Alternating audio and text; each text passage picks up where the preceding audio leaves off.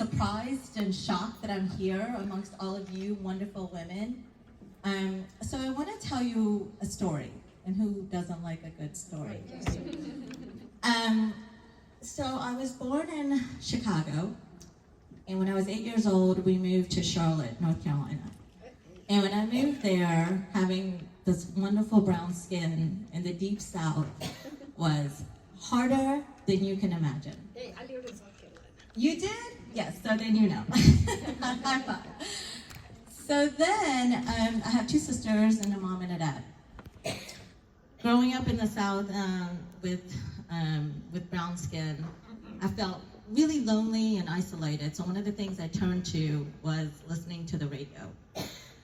And I loved listening to the radio like so much. Like it was like my best friend. Even though I had two sisters that were in the rooms beside me, I still listened to the radio like all the time.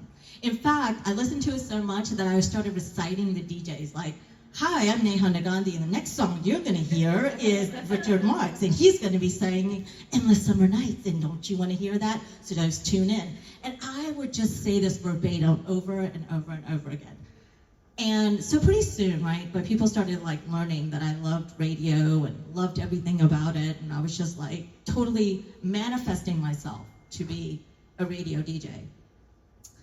So fast forward, my parents, who I loved dearly, would not want to assimilate into the modern society. So our society considered of going to the Hindu temple in Charlotte.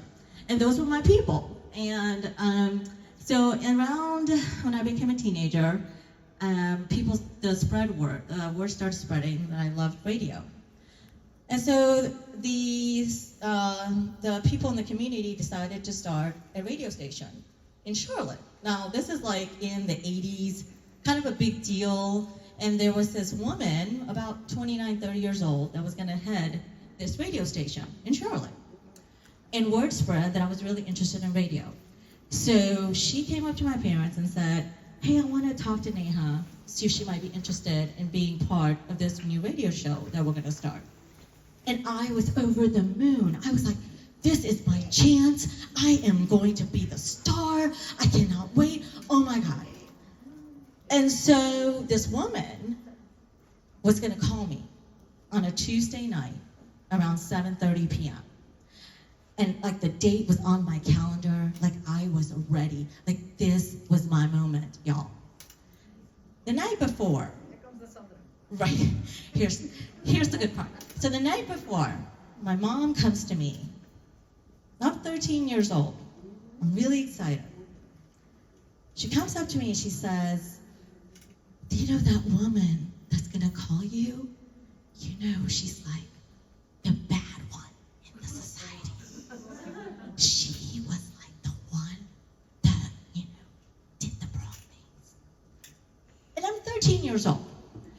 And I did not know how to intake or process this information. That this woman that was going to be the person that lit up my dreams was this outsider. And nor really, I mean, if you think about it, nor should I care. But at 13 years old, you're so impressionable. The next night, the lady calls me. And we're talking, and I'm so excited. And then I say,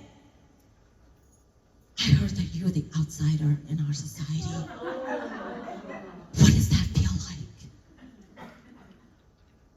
And exactly, you could hear a pin drop. And this woman that was going to light up my dreams, right? She says to me, "You talk too much. You need to learn how to be quiet." So, I did.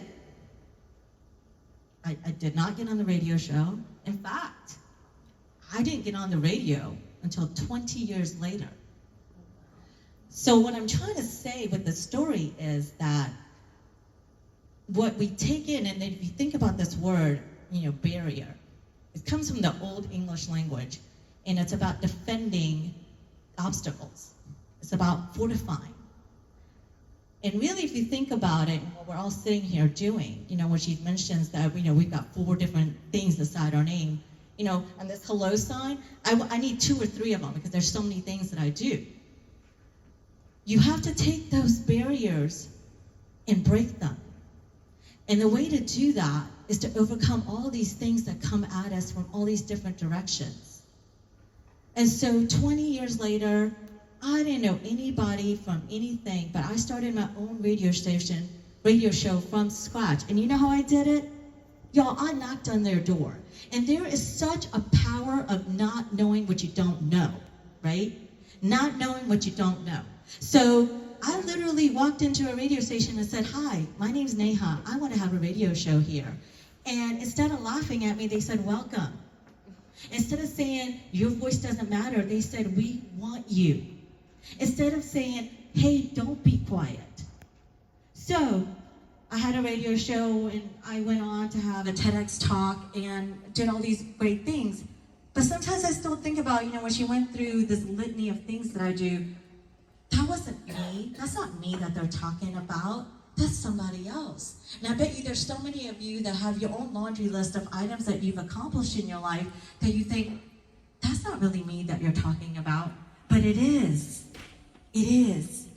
And it is owning that part of you, and it's understanding that no matter what voices come at you, it's your own voice that matters. So, I don't know if I took too much time. But that's